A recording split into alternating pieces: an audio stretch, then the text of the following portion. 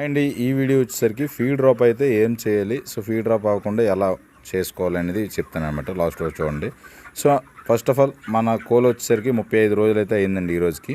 So 35 రోజులు coal ఎలా ఉన్నాయో ఖచ్చితంగా కామెంట్ చేయండి. సో దీంతోపాటు ఇక్కడ ఫీడ్ డ్రాప్ మీరు చూసుకుంటే ఏ విధంగా ఉందో చూడండి. ఇక్కడ మనకి తిన్నది ఫీడ్ లాగా ఏదైతే బయటకు వస్తుందో సో దాన్ని ఫీడ్ డ్రాప్ అంటారు అనమాట. ఇక్కడ ఎందుకు అవుద్దంటే ఇక్కడ చూసుకుంటే కోలన్నీ కూడా మనకి నడిచేటప్పుడు ఇక్కడ చూసుకుంటే మొత్తం అంతా కూడా అట్ల కట్టింది అనమాట. సో ఈ అట్ల కట్టినప్పుడు ఖచ్చితంగా మనం వాక్ వేసుకోవాలి, లేదంటే ఇలా ఈ విధంగా సో ఫీడ్ డ్రాప్ అయితే ఖచ్చితంగా అవుద్ది అనమాట. సో ఈ ఫీడ్ డ్రాప్ అయ్యేటప్పుడు ఏంటంటే మనకు కోడికి వెయిట్ లాస్ అయితే కన్ఫామ్గా వస్తుంది అనమాట.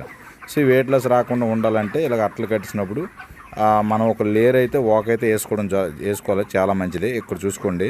సో ఎగ్జాక్ట్ తిన్న ఫీడు అది అరగకుండానే తిన్నట్టుగా వచ్చేస్తుంది అనమాట.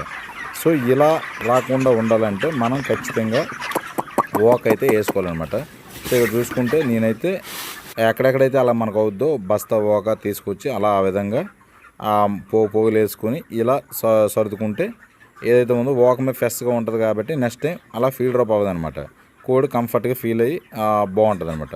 సో ఇలా మొత్తం సర్వీస్ ఉంది. ఇది ఫ్రెండ్స్ వీడియో అయితే. వీడియో నచ్చితే లైక్ అండ్ సబ్స్క్రైబ్ మన ఛానల్